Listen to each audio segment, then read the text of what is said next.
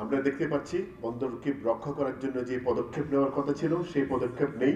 Tariff বাড়িয়ে দিয়ে বন্দরকে মেরে ফেলার পদক্ষেপ নেওয়া হয়েছে, খুবই দুঃখজনক। রোজ জাহাজ যখন সে আসবে একটা আমদানি পণ্য নিয়ে, সে খালি যখন যাবে তখন তার পণ্যের দাম বেড়ে যাবে অনেক বেশি, এবং বন্দর বন্ধ হয়ে গেলে বন্দর তখন একটা কমিউনিটি সেন্টার হিসেবে ভাড়া দিতে হবে। এই কথা আমাদের মাথায় রাখতে হবে। গেছেন ট্যারিফ কমাইতে, আবার দেশের ট্যারিফ নিয়ে দেশের ট্যারিফ বাড়াচ্ছেন। তা আমরা এই মুহূর্তে যারা চিটাগনিয়ান, আমরা যারা চিটাগংবাসী, আমাদের কাছে এটা very unfortunate. Just because of আমরা প্রথম রাষ্ট্রপ্রধান, সরকার প্রধান চিটাগংয়ের, সেই চিটাগংয়ের লোক যিনি ডক্টর ইউনূস, আমরা ওনার কাছে অনেক আশা করেছিলাম, অনেক আশাবাদী ছিলাম, অনেক কিছু পাবো। তার মধ্যে চিটাগংয়ের আজকের এই চট্টগ্রাম বন্দর নিয়ে যেই ভোগান্তি, ট্যারিফ বৃদ্ধি, যেটা চট্টগ্রাম বন্দর যদি লস হইতো, চট্টগ্রাম বন্দর যদি লাভজনক প্রতিষ্ঠান না হইতো, ওকে করেন আপনি, না, বিষয়টা তো সেরকম না। একটু আগে বলে গেলেন 2.5 2900 সামথিং গত 23-24-এর 2913 মেবি কোটি টাকা লাভে আছে গত বছরের স্ট্যাটিস্টিক্স। আমরা সেই পর্যায়ে গিয়ে কেন বাড়াচ্ছি, সেই অনুসন্ধানটা আমাদেরকে করতে হবে। আমাদেরকে আসলে ঐক্যবদ্ধ হইতে হবে। চিটাগনিয়ানরা আসলে ঐক্যবদ্ধ না। ইনফ্যাক্ট আমি সরি টু সে, আমরা যখনই বাইরে কথা বলি, আমাদের চিটাগংয়ের অবস্থা কিন্তু সত্যিকার অর্থে আমরা ভালো নেই। আমরা যারা চিটাগনিয়ান, ব্যাংক সেক্টরে ধরেন, আমি ওই দিন এক চিনির ব্যাপারে, চিনি আমদানি করার ব্যাপারে একটু কথা বলছিলাম একজনের সাথে। বলে চিটাগংয়ের এলসি করা যাবে না, চিটাগংয়ের লোকদেরকে এলসি দিবে না। আমাদের জন্য খুবই দুঃখজনক। এবং এই চিটাগংনিয়ানদেরকে লোন দিবেন না ব্যাংক, এই জায়গা থেকে আপনারা যারা ভবিষ্যতে চিটাগং চেম্বার বা চিটাগংয়ের নেতৃত্ব দিবেন বা চিটাগংকে নিয়ে ভাববেন, তারা এই বিষয়গুলো অনেক বেশি মাথায় রেখে আগাতে হবে। আমরা খুব ভঙ্গুর অবস্থায় আছি চিটাগংনিয়ানরা। Chittagong is a lifeline, যেটা বললো, Chittagong is a lifeline of Bangladesh, বাণিজ্যিক রাজধানী। একসময় চেম্বারের সুপারিশে জাতীয় বাজেট প্রণয়ন হতো এবং জাতীয় বাজেটে ম্যাক্সিমাম প্রতিফলন হতো। আজকে সেই গত 17 বছরের টানা আমাদের অনৈক্যগুলোই আমাদেরকে আজকে ঘুরে হাঁটছে। আমি ট্যারিফ নিয়ে আরেকটু বলি, সত্যিকার অর্থে যে কথাটা খুবই গুরুত্বপূর্ণ আমি মনে করি।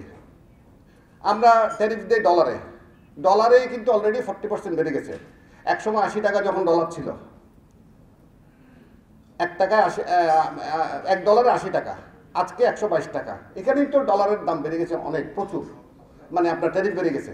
আর হঠাৎ করে ট্যারিফ বাড়ানোর কি প্রয়োজনীয়তা? আমি যদ্দূর অনুসন্ধান করে, আমি যদ্দূর পড়ালেখা, যদ্দূর স্টাডি করছি এটা নিয়ে, প্রথম দিন ডে 1 থেকে আমরা যখন বলা শুরু করছি, তখন বলা হলো যে এটা আপাতত স্থগিত। এটার ভিতরে আপনারা নিশ্চয় জানেন, ওই ডিপি ওয়ার্ল্ড, যেটা যাদেরকে চট্টগ্রাম বন্দরের হ্যান্ডেলিংয়ের জন্য দায়িত্ব দেওয়া হওয়ার মানে পরিকল্পনা চলছে, তাদের একটা সত্য আছে। এই সত্যটা আপনারা একটু খুঁজে বের করবেন, আমি কিন্তু খুঁজে বের করতে পারিনি। এখন যে অবস্থায় যে ট্যারিফ আছে, সেই ট্যারিফে ওনারা আসলে ওনারা লাভ করতে পারবেন না। কাউকে লাভ করতে গিয়ে আমার অর্থনীতিকে ধ্বংস করার এই প্রবণতা থেকে আমাদেরকে বেরিয়ে আসতে হবে। এবং সেক্ষেত্রে আমি ডক্টর ইউনূস, বিশেষ করে আমাদের প্রধান উপদেষ্টা, উনি চিটাগংয়ের লোক। চিটাগংয়ের যারা রাষ্ট্রপ্রধান হয়েছেন, আর তো কেউ হন নাই। আপনার কাছে আমাদের অনেক আশা, অনেক অনেক অনেক, আপনি আমাদের এই বিষয়টা অনেক বেশি সংবেদনশীল দেখবেন, এই আশা রাখছি। আর আরেকটা বিষয় বলি, এই যে চিটাগংয়ের সাথে অন্যান্য এজেন্টগুলো, যেগুলো আমাদের এই ট্যারিফ বাড়ানোর সাথে সাথে মূল্য বৃদ্ধি করছে, তাতে almost it goes to 60%। 60% tariff বাড়ালে আমাদের যেটা গার্মেন্টস সেক্টর, বিশেষ করে গার্মেন্টস সেক্টর, এবং আমরা ফাইনালি আমরা যারা গাড়ি ব্যবসা করি, আমরা যারা আমদানি করি, আমাদের উপরে আলটিমেটলি বর্তাচ্ছে। বন্দরকে বলা হয় জাতীয় অর্থনীতির স্বর্ণদুয়ার, গেটওয়ে অফ কান্ট্রিজ ইকোনমি। রাষ্ট্রীয় অর্থে গড়া প্রতিষ্ঠান চট্টগ্রাম বন্দর মূলত বাংলাদেশের অর্থনীতিকে সমৃদ্ধ করার জন্যই চট্টগ্রাম বন্দর কাজ করছে। এটা নন প্রফিটেবল একটা প্রতিষ্ঠান। এই প্রতিষ্ঠান ব্যবসা বাণিজ্য প্রতিবন্ধকতা তৈরি করতে পারে, এই ধরনের একটা নজির ব্যবসায়ী হিসেবে আমাদেরকে ভীষণভাবে আতঙ্কিত করেছে। এটা খুবই দুর্ভাগ্যজনক। আজকের দিনে ব্যবসায়ীদের পক্ষে কথা বলার জন্য কোনো ভয়েস নেই। এটা খুবই কষ্টকর। ব্যবসায়ীরা এত বিচ্ছিন্নভাবে আছে, প্রত্যেকটা সেক্টর হেল্পলেস অবস্থায় আছে। আজকের দিনে আমার উপলব্ধি, আমি এই দিনে আমি ধন্যবাদ জানাই বন্ধুবর আমিরুল হক এবং MS সালাম এই ধরনের উদ্যোগ নিয়ে চট্টগ্রাম বন্দরের ট্যারিফ বাড়ানোর মতো একটা আত্মঘাতী সিদ্ধান্ত যে সরকার নিতে যাচ্ছে, যে স্টেক হোল্ডাররা ক্ষতিগ্রস্ত হবে, দেশের অর্থনীতি অবরুদ্ধ হবে, এ ধরনের একটা সিদ্ধান্ত স্টেক হোল্ডারদের মতামতের বিরুদ্ধে যে একটা সরকার নিতে পারে, এটি আমাদের কোনোভাবে বোধগম্য নয়। এই বন্দর পৃথিবীর অন্যান্য বন্দরের থেকে একটু আলাদা। এখানে অনেকগুলো খাত আছে, সেই খাত ভিত্তিক কিন্তু আমাদের এখানে বিভিন্ন ট্যারিফগুলো নেওয়া হয়। যে আলোচনাগুলো ওনারা করেছেন যে চট্টগ্রাম বন্দরে যে মাসুল বাড়িয়েছে, সেই মাসুল বাড়ানোর যে বিষয়গুলো আছে সেই বিষয়গুলো নিয়ে আমাদের কিছু ক্ষোভ, আমাদের কিছু দুঃখ, আমাদের কিছু অনুরোধ সব কিছুই ছিল, কিন্তু অনেকগুলোকেই উপেক্ষা করা হয়েছে। আমরা বিভিন্ন সময় বিভিন্ন মিটিংয়ে সবাই বলেছিলাম, আমাদের সাথে একটা মিটিং করা হয়েছে, সেখানে আমরা বলেছিলাম যে সর্বোচ্চ বাড়ানোর যদি বিষয় থাকে তাহলে যেন 10 থেকে 15% উপরে যেন না বাড়ানো হয়। কারণ আপনি ট্যারিফ যে বাড়াবেন সেই ট্যারিফটা কিন্তু আলটিমেট আমাদের যারা ভোক্তা আছে, আমাদের যারা রপ্তানিকারক আছে তাদের উপরে কিন্তু বর্তাবে। যাই হোক, সেটিকে মানা হয়নি। আমি একটি আমার পরিসংখ্যান আমি একটা দেখিয়েছিলাম যে যেহেতু বন্দর বলছে 1986 সালে লাস্ট তারা ট্যারিফ বাড়িয়েছে, তারপর কিছু অংশ ট্যারিফ তারা বাড়িয়েছিল। যখন ট্যারিফ বাড়ানো হয়, চট্টগ্রাম বন্দর সব ট্যারিফ কিন্তু তাদের নেওয়া হয় কিন্তু ডলারে, US ডলারের মাধ্যমে নেওয়া হয়। যখন 86 সালে যখন এই ট্যারিফ বৃদ্ধি করা হয় তখন ছিল ডলার মূল্য 30 টাকা 41 পয়সা। এখন সেই ডলার কিন্তু বেড়ে দাঁড়িয়েছে 122 টাকা। তার মানে ইতিমধ্যে কিন্তু প্রায় 4 গুণের উপরে এটি বৃদ্ধি হয়েছে।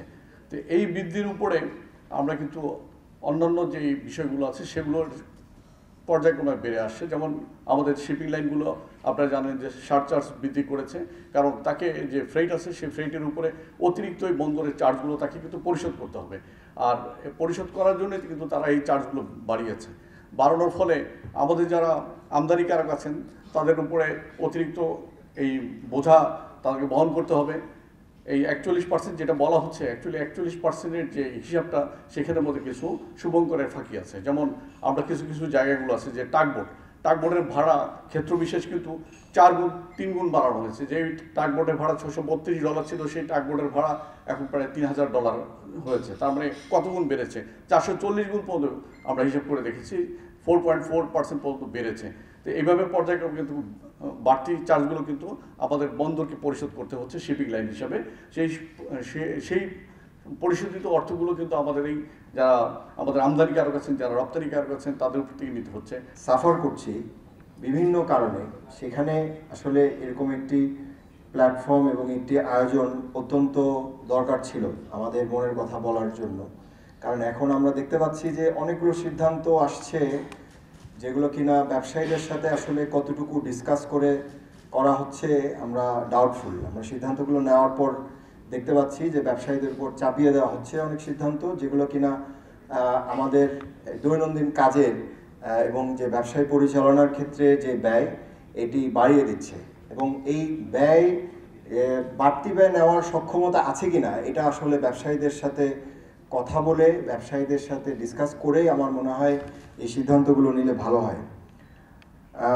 এই পোর্ট চার্জ বাড়ানোর ক্ষেত্রে আমি মনে করি যে আসলে বাংলাদেশ এখন আমাদের অর্থনৈতিকভাবে আমরা এখন যে অবস্থায় আছি, এই অবস্থায় আমাদের একটি ট্রানজিশনাল ফেজ ক্রস করছি আমরা যদি ইন্টারন্যাশনাল বিজনেস দেখি, আমরা যদি গ্লোবাল বিজনেস সিনারিও দেখি, বাংলাদেশের যে প্রধান এক্সপোর্ট প্রোডাক্ট RMG, এটি এখন কিন্তু একটি চ্যালেঞ্জিং সময়ের মধ্যে দিয়ে যাচ্ছে। আমরা সবাই জানি ট্রাম্প ট্যারিফ এবং ওভারঅল বিভিন্ন গ্লোবাল যে সিচুয়েশন, যুদ্ধ এবং অন্যান্য কারণে আমাদের যে মেইন কাস্টমাররা আছে তারা কিন্তু এখন অনেক বেশি কশাস এবং তারা তাদের প্রোডাক্ট নিচ্ছে অত্যন্ত কশাসলি, অর্ডার প্লেস করছে অত্যন্ত কশাসলি, এবং তারা কিন্তু প্রত্যেকেই তাদের কস্ট মিনিমাইজেশনের জন্য বিভিন্ন মেজার্স নিচ্ছে। এবং আমরা যদি দেখি যে প্রত্যেকটা দেশেই আমাদের যারা কম্পিটিং কান্ট্রিরা আছেন, এবং ভিয়েতনাম বলি, ইন্ডিয়া বলি, পাকিস্তান, কম্বোডিয়া, ইভেন চায়না, আমরা কিন্তু এই সময়ে দেখছি যে এই দেশগুলো ব্যবসায়ীদের সাথে সমন্বয় করে কিভাবে কস্ট মিনিমাইজ করা যায়, কিভাবে আমাদের অপারেশনাল কস্ট কমানো যায়, বিভিন্ন ফেসিলিটি লজিস্টিক কস্ট কিভাবে কমানো যায়, এই উদ্যোগগুলো নিচ্ছে। কিন্তু সেই ক্ষেত্রে আমরা যখন দেখি যে বাংলাদেশে আসলে আমরা আরও কস্ট বাড়িয়ে দিচ্ছি, তখন আসলে আমাদের মধ্যে একটি হতাশার তৈরি হয়। তো স্বাভাবিকভাবেই আমি মনে করি যে এই সিদ্ধান্ত এখনের সময়ের জন্য এটা সময় উপযোগী না। আমরা যে পোর্টের চার্জ বাড়ানোর ক্ষেত্রে এটা অবশ্যই আমাদের এক্সপোর্ট কম্পিটিটিভনেসে আমরা পিছিয়ে যাব। অ্যাট দ্য সেম টাইম আমরা যদি দেখি যে ইম্পোর্টের ক্ষেত্রেও কিন্তু বাংলাদেশের এখন যে ইকোনমিক অবস্থা এবং ইনফ্লেশন এবং অন্যান্য ইকোনমিক ইন্ডিকেটর যদি বলি, আমাদের আসলে সমন্বিতভাবে চেষ্টা করতে হবে আমরা কিভাবে আমাদের কম্পিটিটিভনেস বাড়াতে পারি। যখন চট্টগ্রাম চেম্বারের একটি ইলেকট্রিক বডি আমরা অভাব দেখেছি, এবং অনেকগুলো প্রতিষ্ঠানে যখন একটি নির্বাচিত প্রতিনিধি ছিল না, তখনই কিন্তু আপনাদের হয়ে আমরা বিভিন্ন কার্যক্রমগুলো দায়িত্ব পালন করেছি। ট্যারিফের বিষয়ে, চট্টগ্রাম বন্দরের 4 গুণের বিষয়ে, ট্যাক্সের পোর্ট চার্জের বিষয়ে, চট্টগ্রাম কাস্টম হাউসের নানান কার্যক্রমে, বিশেষ করে ডুয়েল ডেলিভারি অত্যন্ত সেন্সিটিভ ইস্যু। এই ডুয়েল ডেলিভারি ছিল এনবিআর কর্তৃপক্ষের যে সিদ্ধান্ত, রাজস্ব বোর্ডের সিদ্ধান্ত, সেই সিদ্ধান্ত উপেক্ষা করা হয়েছে, এবং আমরা দিনে দিনে রাত 10টার মধ্যে এই ডুয়েল ডেলিভারির সিদ্ধান্ত আমরা ইম্পোজ করেছি। আমরা বন্দর চেয়ারম্যান সাহেবকে বলেছি এটা ডিফার করা যাবে না। কাস্টম কমিশনার সাহেবের সাথে আমরা রাত 9টায় 9:30 আমরা এই বিষয়ে আলোচনা করে এবার তড়িৎ সিদ্ধান্ত নিয়েছি। তাৎক্ষণিক কয়েক ঘন্টার মধ্যে প্রায় 400-500 ব্যবসায়ীর ফোন আমরা পেয়েছি যে ডুয়েল ডেলিভারি যদি না হয় তাহলে তো আমরা শেষ। যাই হোক, সেজন্য আমরা বলছি আমরা আপনাদের সহযোগী হয়ে আমরা একটি প্রতিষ্ঠানের দায়িত্ব নেওয়ার পর থেকে, গত ফেব্রুয়ারি মাসের পর থেকে আমরা অনবরত প্রতিনিয়ত বিভিন্ন কার্যক্রমগুলো আমরা পরিচালিত করছি। আমাদের কাজে কর্মে যদি ভুল হয় আমাদেরকে দেখিয়ে দিবেন। আমরা আশা করছি চট্টগ্রাম চেম্বারে একটি নির্বাচিত প্রতিনিধি আসবে।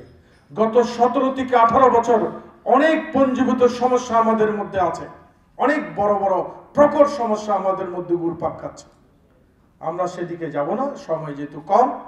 আমরা আমাদের আজকের যিনি মধ্যমণি, ব্যবসায়ীদের যিনি দিকপাল, এই চট্টগ্রাম থেকে আওয়াজ তুলতে হবে। এই চট্টগ্রাম বাণিজ্যিক রাজধানী, ব্যবসায়ীদের সমস্যার কোনো শেষ নেই। আমরা দেখছি প্রতিনিয়ত আমাদের কাছে যাচ্ছেন, ভাই আমার তো ডিটি এত হচ্ছে, আমার বন্দরে পোর্ট চার্জ এত চলে আসছে, আমার শিপিং চার্জ এত চলে আসছে। একজন ডাল ব্যবসায়ী গত কয়েকদিন আগে শেষ হয়ে গেছে। 550 টন ডাল আমদানি করে প্রাইভেট ডিপোতে মালটা চলে যাওয়ার পর ওনার কি পরিস্থিতি হয়েছে সেটা যদি আমি এখানে আলোচনা করি আপনারা মাথায় হাত দিবেন। 550 টন মাল এনে উনি সেটা বাজারে বিক্রি করতে পারে নাই। ডিপোগুলোতে যে চার্জ বৃদ্ধি করা হয়েছে সেটা আমাদের জন্য খুব এমব্রাসিং, সেটা আমরা খুব বিব্রত বোধ করছি। এবং ট্যারিফ বাড়ানোর বিষয়ে যদি আমরা আলোচনা করি, বিতর্কে যাই, কথা বলি, তাহলে ডিপোগুলোতে অনৈতিক চার্জগুলো বৃদ্ধি করা সেটা সমীচীন হচ্ছে না, এ বিষয়ে কথা বলতে হবে। আমরা ট্যারিফ ইনক্রিজের এগেইনস্টে না, আমরা ট্যারিফ ইনক্রিজের এগেইনস্টে না, but I must get what I paid for. As a RMG, আমরা RMG হিসেবে আমরা highest user of the port.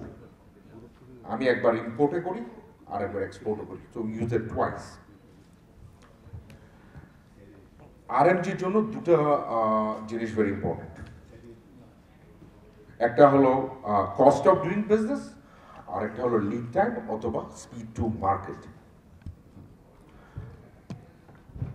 আপনি যদি ওয়ার্ল্ড ব্যাংকের ইন্ডিকেটর যেটা আছে সেটা হলো যে ওয়ান ইজ হলো compliance, cost of compliance of border কমপ্লায়েন্সের একটা আছে কস্ট, আর একটা হলো cost of compliance on documentation, যেটাতে আপনার লজিস্টিক অথবা পোর্টের কস্টটা ডিপেন্ড করে compare to Vietnam, India, Singapore ধরবো না, Malaysia, we are way higher than that. এই তথ্যটা কিন্তু আমার এই কস্ট এনহ্যান্সের আগে। Again cost of doing business আমার কাছে ইম্পর্টেন্ট। সো আপনি বলছেন কি? আপনি বলছেন যে আমার ক্রেন লাগবে, আমার ইনফ্রাস্ট্রাকচার ডেভেলপ করতে হবে, etcetera etcetera. Where are you? আমার ব্যবসায়িক বয়স 29 ইয়ার্স, এবং 29 ইয়ার্সে I was checking this thing, maybe 1 বছর, হোয়াট এভার দ্য রিজন, আপনি তো কোনো সময় লস করেন নাই। You never made a loss in your historical profitability. তো হঠাৎ আজকে কেন আপনার হলো যে wait I have to increase? Again, I'm not against increase. I will increase by 41%.